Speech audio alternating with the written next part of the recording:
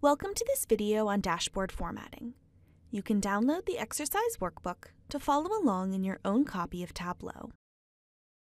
Good titles are important for effective communication. If we double-click, we can edit a title. The default is the sheet name, but we can replace that with whatever we want. A good trick is to insert a dynamic value into the title. Let's rename this Average Cost For. And if we click on Insert, we get a list of things that can be added. This depends on what fields are in use in the view. We'll insert Ship Mode, and then we'll follow up our title with Shipping. Now as we play with the Ship Mode filter, we see the title dynamically change. Speaking of titles, we can format fonts on a dashboard in a couple ways. Just like on a viz, we can right-click on an element and format it directly. The Format pane gives us options for fonts. As a disclaimer, I'm going to make things pretty ugly over the rest of this video because I want to highlight what's going on. These are not visual best practices. If we want to focus on the dashboard, we can go to the Format menu and select Dashboard. Here we can set the font for the dashboard title, as well as things like text objects. The Format menu also has an option for Workbook. This lets us format fonts and lines across the entire workbook. Note that if I set all here to be Tableau Book, it resets the changes that I made before. This is great for maintaining consistency.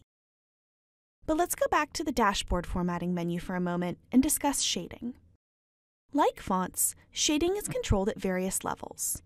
To start, if we change the dashboard shading, we see that it impacts things like titles, legends, and filters. But the vizzes themselves haven't taken the background color. Views have their own formatting. To make the entire dashboard this color, we'd need to go to each view on the dashboard and format their shading. Right-click in a view and select Format. If we go to Shading and pick the same color, we see that that view now matches the rest of the dashboard. We can also control shading from the Layout tab. Down in the item hierarchy, we'll expand the layout containers until we get to the vertical one that holds the legends and filters. Layout containers are automatically added by Tableau to control the placement of objects.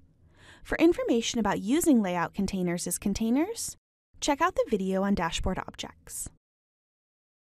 With this layout container selected, other options in the Layout pane become available. We can add a border, set a background color, and control things like padding. If I select something other than the layout container, we can see what has taken the color and border. This can be great for visually distinguishing controls like filters and such.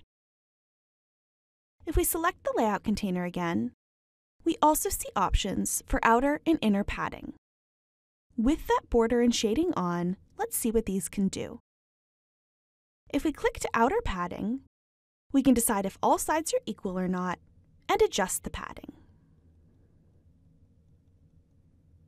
Note that when we increase this, the bordered and shaded region shrinks and the dashboard color shows around it. We can see the outline of the layout container that's still selected. If we switch to inner padding, let's change just the top padding. Now the space being added is between the border and the filter's title. I've been using a layout container in this example, but we can select any item in the hierarchy and control its padding and position in this way, giving us complete control over each object and therefore the entire dashboard. Thank you for watching this video on dashboard formatting. We invite you to continue with the free training videos to learn more about using Tableau.